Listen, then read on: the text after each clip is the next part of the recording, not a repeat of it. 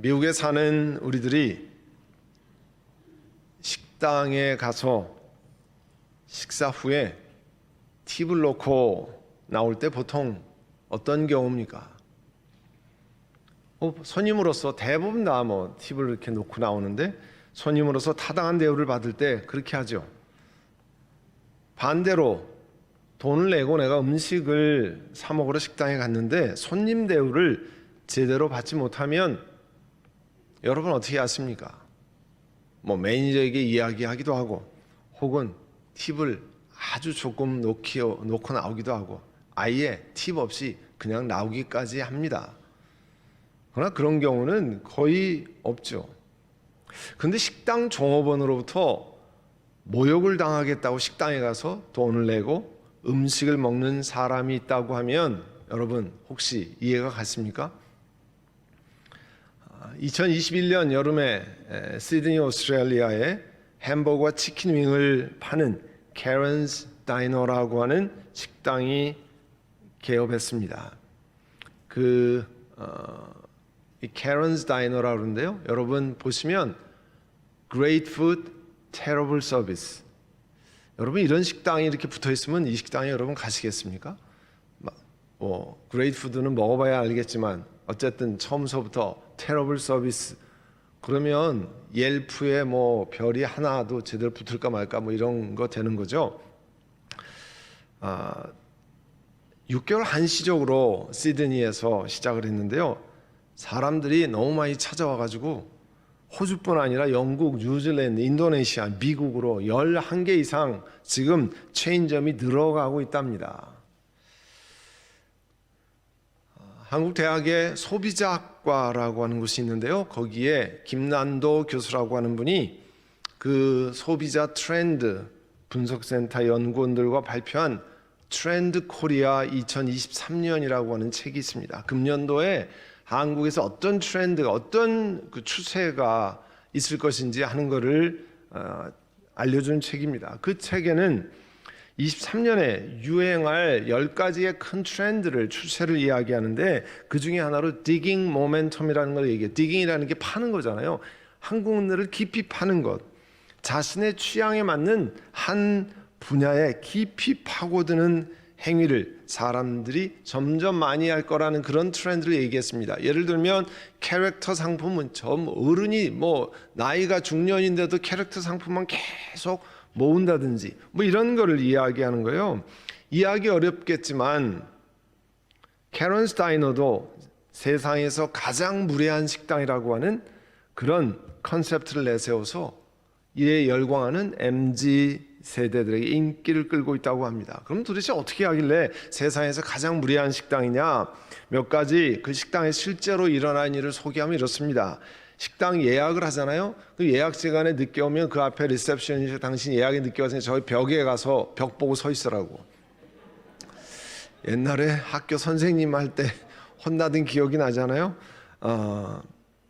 우리는 거기다 손까지 들고 있었지만 그 다음에 메뉴를 정중하게 손님 테이블에 놓는 게 아니라 바닥에다 집어던지고 그 다음에 손님이 뭘 주문하고 불려면 막 짜증부터 내고 손님에게 F자로 시작되는 욕을 하고 심지어 식사를 하는 사람에게 지나가면 손가락으로 욕을 아무렇게나 해대고 한 할머니는 아무것도 모르고 그냥 손녀딸인가를 쫓아서 그 식당에 갔다가 보통 식당인 줄 알고 방문했는데 웬걸요 이 종업원에게 호된 모욕을 당하고 기절초풍을 하는 그런 영상도 올라와 있습니다. 이 식당은 아주 광고를 그렇게 해요. 아주 기분 나쁜 식사 경험을 제공하겠습니다.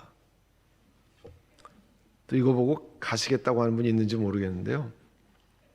종업원들은 아예 교육을 손님들이 식사하는 내내 모욕을 주도록 교육을 한답니다. 이 식당의 이름을 인터넷에서 이 캐런이라고 하는 이름은요, 그 주인 이름이 캐런이 아니라 인터넷에서 아주 무례하고 나이든 백인 여성을 가리키는 인터넷 캐릭터가 캐런이에요. 그래서 Karen's Diner 식당 이렇게 붙였습니다.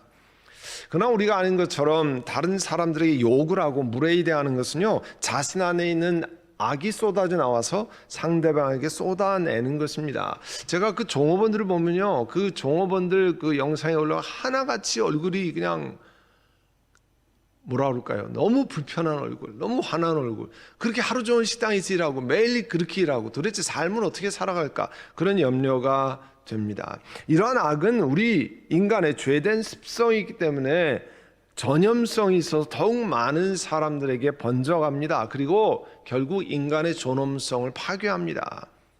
그 한 예가 우리 한국에서 군대 갔다 온 남자들이 경험하는 건데요, 군대 훈련소에 들어가면 욕에서 시작해서 욕으로 끝납니다. 훈련이 끝날 때면 욕이 입에 붙어가지고 저절로 나오게 돼 있어요. 그게 사람의 죄된 성품, sinful nature가 나오는 거잖아요.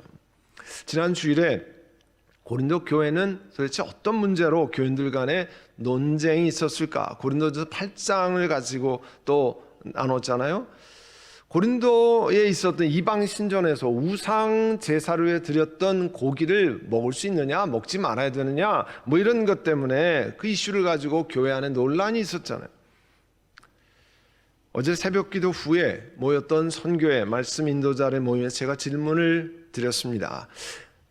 고린도 교회는 그런 것 때문에 논쟁이 됐는데, 그러면 우리 선한목자교회에서 속으로 모일 때 구역 모임, 선교회 모임, 섬기고 봉사하는 모임으로 모일 때 어떤 문제들이 우리 신앙생활에 어려움을 주느냐 하는 것을 물었어요.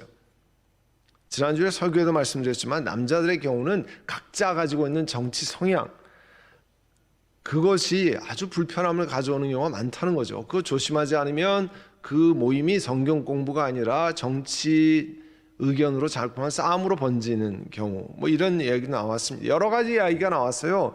근데 그 중에 하나가 이런 거였어요. 말로써 다른 사람에게 모욕을 주는 것이 참 견디기 어렵다 그랬습니다. 맞죠? 여러분, 누가 말로써 나에게 모욕을 주면 좋다고 할 사람은 세상에 아무도 없습니다. 그 캐런스 다이너 식당에 가서 밥 먹는 사람 빼군요. 한 장로님이 그 이후에 이제 선교 말씀 인도자 모임 이후에 저는 이제 장로님들, 당회원들과 함께 이제 말씀 쉐어링을 같이 하는데, 그 그룹에 가서 지난 주일 말씀을 가지고 함께 나누었습니다. 한 장로님이 이런 이야기 하셨어요. 겸손함과, 지난주 에베소 4장 2절에 겸손함과 온유함으로 해야 한다는 것을 많이 생각하게 됐는데, 그 말씀을 듣고 다시 4장 2절에 보면 겸손함과 온유함으로 깍듯이 대하십시오. 그 깍듯이가 눈에 확 들어왔다는 거예요. 우리는 겸손함과 온유함으로는 대하지만 상대방에 적당히 대하는 경우가 많잖아요. 깍듯이 대하는 게 아니고. 겸손함과 온유함으로 깍듯이 대하십시오. 그 영어 버전을 보면요, with all humility, be completely humble. 그냥 적당히 험불한 게 아니라 completely humble. 적당히 겸손하고 적당히 온유한 것이 아니고요, 서로 의견과 방법이 다르지만 깍듯이 대하는 것. 여러분, 그 느낌이 오잖아요. 우리 한국말에 깍듯이 대하는 거 하면 여러분 다 우리 몸으로 경험한 겁니다. 예수님을 머리로 하는 주의 몸을 교회라고 하죠. 그리고 우리들은 선한목자교회라는 주님의 몸을 구성하는 한 사람 한 사람입니다. 오늘 설교의 제목을 주의 몸을 세우는 지혜라고 했습니다. 영어로 하면 Wisdom that builds up the body of the Lord. 영어로는 builds up the body of the Lord라고 하는데요, 이 build up이라고 하는 것은 어떤 것을 이렇게 쌓는다, accumulate, assemble 그런 뜻이에요. 또 어떤 사람의 몸을 점점점 강하게 만든다, make a person or their body stronger 그런 뜻이에요. 우리가 최근에 우리 한국 사람이 빌드업이라는 얘기를 많이 듣는 건, 지난번 월드컵 축구에서 벤투 감독은 빌드업 축구를 한다, 뭐 이런 얘기 많이 했어요. 저 골키퍼서부터 계속 뻥 축구가 아니라, 뻥 멀리 차는 게 아니라 거기서부터 계속 빌드업을 해서 공격수까지 오는 축구가 빌드업이라는, 쌓아나간다는 거죠. 오늘 교회를 만들어 간다는 거예요. 그 build up the body of the Lord를 위한 지혜가 뭐냐는 거예요. 오늘 본문의 3장 5절에 보면 이와 같이 혀도 몸의 작은 지체지만 엄청난 일을 할 수 있다고 자랑을 합니다. 보십시오. 아주 작은 불이 굉장히 큰 숲을 태웁니다. 그리고 현대인을 위한 성경의 번역은 이렇게 되어 있어요. 사람의 혀도 몸의 작은 부분에 불과하지만 그것을 잘못 사용하면 큰 손해를 가져옵니다. 작은 불씨가 큰 숲을 태우지 않습니까? 그래서 혀는 불이요, 혀는 불의의 세계입니다. 혀는 우리 몸의 한 지체이지만 온몸을 더럽히고 인생의 수레바퀴에 불을 지르고 결국에는 혀도 게헨나의 불에 타버립니다. 한국의 어느 신문 기사, 지금 계속 마찬가지인데요. 우리 한국 분들은 운전 중에 꼭 담배꽁초를 이게 창문 열고 이렇게 버리는 일이 굉장히 많다는 거예요. 그 안에 재떨이가 있으면 좋으려면 거기다 안 버리고 꼭 창문을 싹 열고 이렇게 손으로 탁 튀겨가지고 버리잖아요. 그런데 한국 도로에도 다 야산과 접한 곳이 많아서 그 도로변은 잡초가 자라고 그게 이제 말라 있는 경우에는 담뱃불이 쉽게 발화가 돼가지고 그 다음에 야산에 그 불이 붙어서 대형 산불로 번지는 경우가 굉장히 많다는 거예요. 몇 년 전에 리버사이드에 사람이 방화를 했잖아요. 조그만 불을 갖다 붙였어요. 그거 산불 지나가다가 파이터가 그 산불에 휩싸여가지고 소방수 4분이 순직했습니다. 산만 태우는 게 아니라 그 귀한 인생도 다 태워버리는 거예요. 말로 인해서 우리 생에 산불 나는 것과 같은 고통스러운 경우가 생깁니다. 같은 원리로 우리가 함부로 말하는 것 때문에 우리의 신앙 공동체가 어렵게 되는 경우가 많이 생깁니다. 그래서 6절에 보면 결국에는 혀도 게헨나의 지옥의 불에 타버립니다.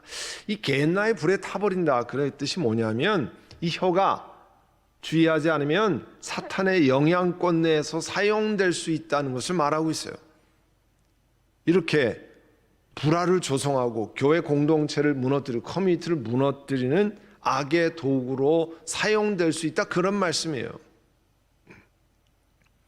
여러분 7절 한번 보세요.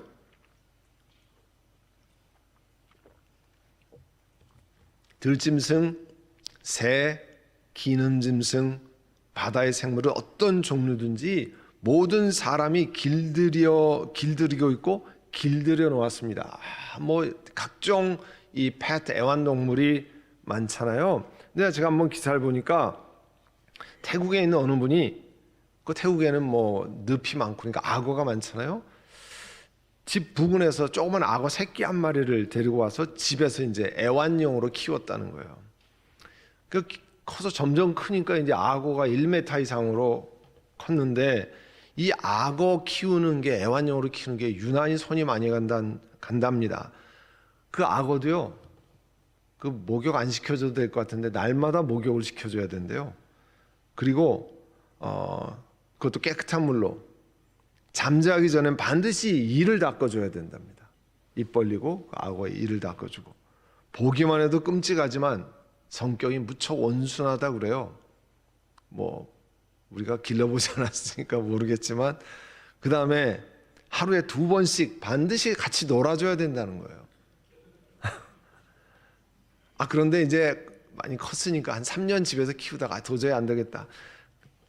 강에다가 돌려보내려고 그러는데 집에 너무 길들여서 악어가 수영을 할 줄 몰라서 돌아가지를 못했다는 거예요. 실패했습니다. 너무 길이 잘 들어가지고 수영하는 거를 못 배워가지고 돌아가지 못했다는 거예요. 야생으로. 자, 이렇게 악어까지 사람이 길들일 수 있는데 사람의 혀를 8절에 보면 길들일 수 있는 사람이 아무도 없다는 거예요. 혀는 걷잡을 수 없는 악이고 죽음에 이르는 도구로 가득 차 있습니다. 맞습니다. 사람의 죄된 성품 안에 있는 사람의 혀에서 나오는 게 말이잖아요. 길들이기가 참으로 어렵습니다. 잘못 사용하면 마치 죽음에 이르기까지 하는 도구로 가득 찼다는 거예요. 시편 140편 3절에 보면 뱀처럼 날카롭게 혀를 벼린 그들은 입술 아래는 독사의 독을 품고 있다는 겁니다. 그래서 말로 사람을 죽인다는 게 그 말 안에 독이 품어져 나오기 때문에 그렇다는 거예요. 어느 미국 그리스도인이 혀의 사용에 관해서 그 글을 쓰는 작가가 그의 안타까운 심정을 이렇게 글로 썼습니다. 제가 이거 보고 미국 사람도 똑같구나 이런 생각을 했는데요. 이렇게 썼어요. 신앙생활을 오래 했다고 하는 사람들이 어쩌면 그렇게 앞뒤 살피지 않고 되는 대로 이야기를 하는지 놀라움을 금할 수 없습니다.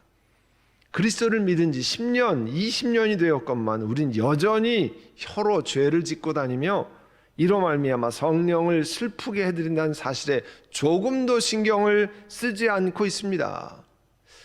그래서 미국 교회 교인들도 똑같구나 하는 생각을 했어요.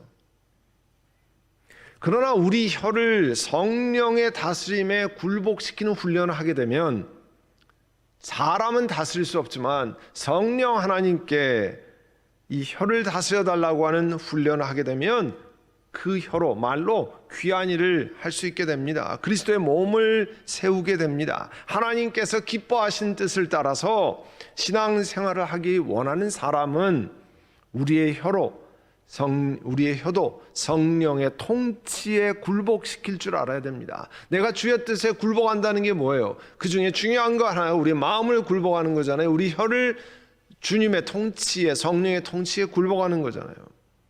하나님의 가르침은 에베소 4장 29절에 보면 나쁜 말은 입 밖에 내지 말고 덕을 세우는 데 필요한 말이 있으면 적절한 때에서 듣는 사람에게 은혜가 되게 하십시오. 이거 듣는 사람에게 이거 불편한 거다. 그러면 하지 말라는 거예요. 다른 사람에게 은혜가 되는 말인지 덕을 세우는 데 필요한 말인지를 구별하는 지혜를 하나님께 구하라는 거예요. 성령의 도우심을 구해서 그렇게 하라는 겁니다.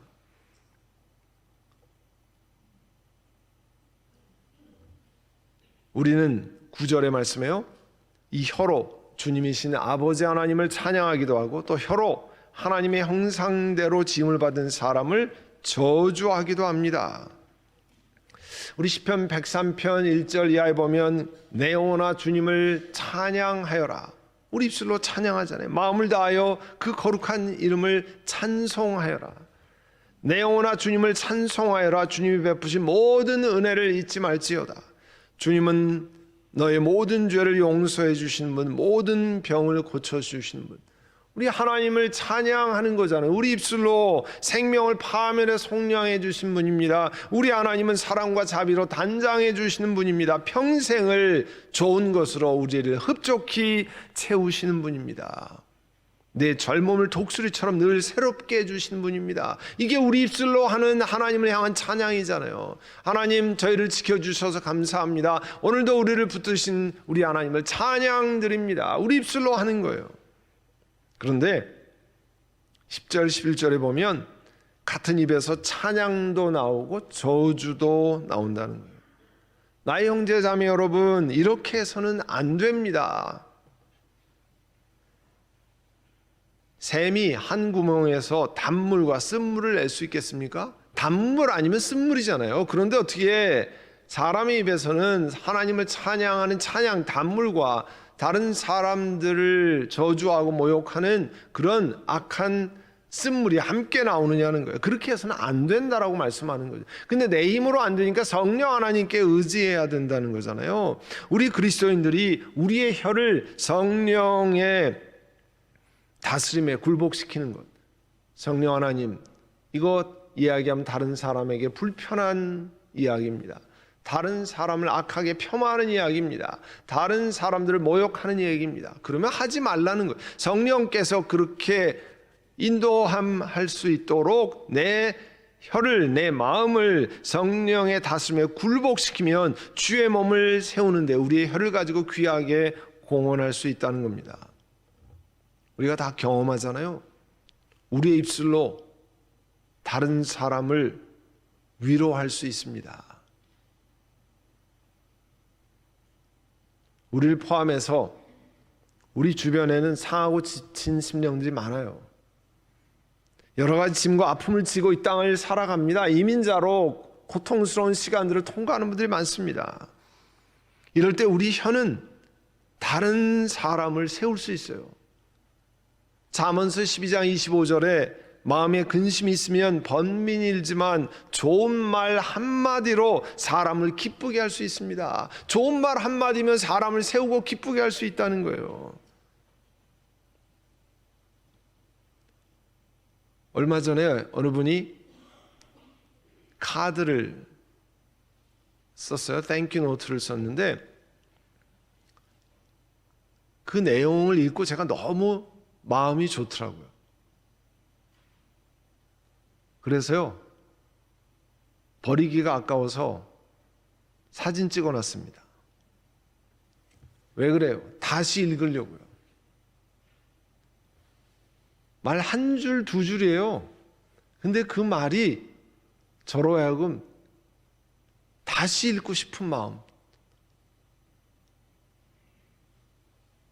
지금 벌써 몇 번 읽었어요. 그 말이 우리를 세운다는 거예요. 제가 그 박사과정 공부할 때 지도교수, 그분이 지금 돌아가셨는데, 그분이 수업이 끝난 다음에 그분은 A, B, C, D로 이렇게 채점을 안 해요. 페이지에 큰 종이 레터 사이즈에다가 고태영 당신이 뭘 잘하는지를 쓰고 그 다음에 areas to be developed, 더 개발했으면 좋은 영역, 그게 이제 잘못했다는 얘기죠. 그게 이제 areas to be developed, 더 개발한 내용, 그렇게 썼는데요. 그거를 제가 지금도 가지고 있습니다. 30년 가까이 되지만 지금도 가지고 있어요. 왜 그러냐면 그거 읽을 때마다 내가 이런 장점이 있구나. 이 교수님이 그때 영어도 못하고 시원찮고 어렵고 힘든데 그와 같은 이야기를 했구나. 그런 것이 저를 굉장히 세운다는 거예요. 좋은 말 한마디로 사람을 이렇게 기쁘게 하고 세우고 힘을 줄 수 있다는 겁니다. 우리의 입이 그런 힘을 가지고 있다는 거예요. 데살로니가전서 2장 11절 12절에 보면 아버지가 자기 자녀에게 하듯이 우리는 여러분 하나하나를 대합니다. 우리는 여러분을 권면하고 격려하고 경고합니다마는 그것은 여러분을 부르셔서 권면하고 격려하고 경고하는 이유는 당신의 나라에, 여러분을 부르셔서 하나님의 나라에 영광에 이르는, 하나님께 합당하게 살아가게 하려는 것입니다. 우리가 하는 위로, 우리가 하는 격려의 말을 통해서 다른 사람들로 하여금 합당하게 하는 삶을, 하나님께 합당한 삶을 살 수 있도록 격려할 수 있다는 거예요. 그 사람을 격려하고 위로하면 하나님 앞에 더 가까이 가고 하나님께 합당한 삶을 산다면 얼마나 귀한 일을 우리가 하는 겁니까? 그게 우리의 마음의 표현되는 입술로 하는 거라는 거예요. 에베소 1장 16절에 19절 여러분 화면에 보여드리는데요. 16절에 19절을 가로치고 여러분, 이거 이제 내가 다른 사람을 향해서 하는 거예요. 여러분 예를 들면 여러분의 아내, 여러분의 아들, 딸, 부모님, 뭐 친척 혹은 교회 집사님 이름을 여러분 거기다 넣으면 됩니다. 지금은 뭐 다 같이 이제 할 텐데요. 파란색의 여러분 대신에 지금은 여러분의 이름을 한번 넣어서 우리 같이 하겠습니다. 각자 자기의 이름을 하는 겁니다. 그러니까 여러분, 저 같으면 고태영을 두고 끊임없이 뭐 이렇게 합니다. 다 같이 합니다. 시작. 고태영을 두고 끊임없이 감사를 드리고 있으며 내 기도 중에 고태영을 기억합니다. 우리 주 예수 그리스도의 하나님이신 영광의 아버지께서 지혜와 계시의 영을 고태영에게 주셔서 하나님을 알게 하시고 고태영의 마음의 눈을 밝혀주셔서 하나님의 부르심에 속한 소망이 무엇이며 성도들에게 베푸시는 하나님의 영광스러운 상속이 얼마나 풍성한지를 고태영이 알게 되기를 바랍니다. 또한 믿는 사람들인 우리에게 강한 힘으로 활동하시는 하나님의 능력이 얼마나 엄청나게 큰지를 고태영이 알기 바랍니다. 이야기는 뭐냐면요, 여러분 다른 사람을 향해서 이렇게 축복하는 기도를 계속 하라는 거예요. 여러분의 배우자를, 여러분의 자녀를, 여러분의 구역 식구들, 선교회 같이 봉사하는 팀을 향해서 그렇게 축복하는 기도를 하라는 거예요. 우리 입술의 훈련입니다. 성령 하나님께 의지하는 훈련이에요. 우리가 생각 없이 말을 함부로 하기 때문에 주의 몸이 무너지고 커뮤니티가 깨지는 경험을 많이 합니다. 나는 그냥 생각나는 대로 해요. 그거는 솔직한 게 아닙니다. 세상 바깥에서는 그렇게 할 수 있습니다. 나는 그냥 생각나는 대로 할 수 있습니다. 그러나 신앙생활하는 사람은 생각나는 대로 하는 게 아니라 덕이 되는 대로 하고 다른 사람을 세워주기 위해서 하고 하나님이 기뻐하시는 것을 따라서 공동체를 세우기 위한 지혜로운 말을 해야 된다는 거예요. 때에 합당한 위로와 격려의 말을 해야 된다는 겁니다. 하나님께 구해야 돼요. 하나님, 제 혀를 통제해 주시기를 원합니다. 사실은 그 혀가 어디예요? 우리 마음에서 나오는 거잖아요. 마음에 가득한 것이 우리 입술로 나오는 거잖아요. 그러니까 하나님, 제 마음을 통제해 주시기를 원합니다. 마음을 깨끗게 해 주시기를 원합니다. 악한 것을 지워 주시기를 원합니다. 그렇게 기도해야죠. 그리스도인이라면 그렇게 기도하고 내 삶을 통제하는 것을, 내 입술을, 내 마음을 통제하는 것을 배워야 나가야 되는 거 아니에요? 우리 혀가 얼마나 연약한지를 인정하고 하나님의 도우심을 구해야 합니다. 하나님, 제가 너무 연약합니다. 하나님 도와주시기를 원합니다. 시편 기자가 이렇게 고백하지 않았어요? 시편 141편 3절에 이렇게 고백합니다. 주님, 내 입술 언저리에 파수꾼을 세워주시고 시큐리티 가드를 세워주시고 내 입 앞에는 문지기를 세워주십시오. 다시 읽어드립니다. 시편 141편 3절이에요. 주님, 하나님, 내 입술 언저리에 파수꾼을 세워주시고 내 입 앞에는 문지기를 좀 세워주십시오. 이렇게 하나님 앞에 우리가 기도해야 된다는 거예요. 하나님, 내 마음에 문지기를 세워주십시오. 내 마음에 시큐리티 가드를 세워주십시오. 하나님께 구해서 우리가 다른 사람을 격려하는 말, 다른 사람을 축복하는 말을 하는데 우리 혀를 사용할 수 있도록 연습하셔야 됩니다. 없는 거를 일부러 막 지어서 빈말을 하라는 게 전혀 아닙니다. 있는 걸 그대로 격려하고 축복하고 이렇게 하는 거예요. 내 입술로 격려하는 말, 진심 어린 칭찬의 말을 하는 것이 습관이 되도록 해야 되는 겁니다. 내 입술에서 진심 어린 축복, 진심 어린 격려, 진심 어린 위로의 말이 내 마음의 습관이 되도록 하는 거예요. 오늘 이 말씀을 듣고 우리 금년의 표 기억하셔야 되잖아요. 우리는 주님의 몸된 교회입니다. 우리 다 같이 해봅니다.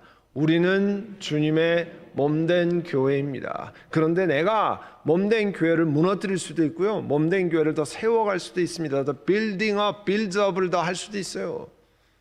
하나님이 그것을 위해서 우리를 부르셨잖아요. 이 말씀을 듣고 내 말이, 내 행동이 주의 몸된 교회를 무너뜨리는데 일조를 했으면 하나님 앞에 회개하셔야 합니다. 우리가 회개해야 합니다. 그리고 하나님께 구해야 합니다. 하나님, 앞으로 주의 몸을 세워가는 데 노력하기를 원합니다. 세워가는 데 성령께 의지하고 훈련하기를 원합니다. 그렇게 기도하고 나아가는 우리 모두가 되시기를 간절히 바랍니다. 이 시간 들은 말씀을 기억하시고 내 말이 주의 몸된 교회를 무너뜨리는데 한 몫을 했으면 하나님이 용서해 주시기를 원합니다. 그렇게 하지 않기를 원합니다. 이제 사람을 세워가기를 원합니다. 사람을 높이기를 원합니다. 우리 이 시간 함께 하나님 앞에 회개하고 또 작정하는 기도를 드리겠습니다. 사랑하는 주님, 예수 그리스도께서 십자가에 달리심으로 우리 한 사람 한 사람을 우리 죄에서, 우리 영원한 사망에서 건져내셨고 그 예수님을 머리로 하는 우리는 교회, 몸된 교회가 되고 우리 한 사람 한 사람은 그 구성원이 됩니다. 그 말씀을 기억하고 나로 인해서 우리 공동체가 한 구석이 무너져 내렸다면, 한 구석의 화합이 깨졌다면 하나님 회개하고 고백하고 주 앞에 나아가게 하시고 참으로 주님께 간구하고 이제 우리의 삶을 통해서 교회 공동체를 세워가는 그러한 저희를 되게 하시기를 원합니다. 성령께 의지해서 우리의 마음을 제어하게 하시고 성령께 순복하는 그와 같은 신앙이 되도록 저희들의 힘을 주시고 은혜를 주시고 더욱더 성령께 의지하게 하옵소서. 예수님의 이름으로 기도드립니다. 아멘.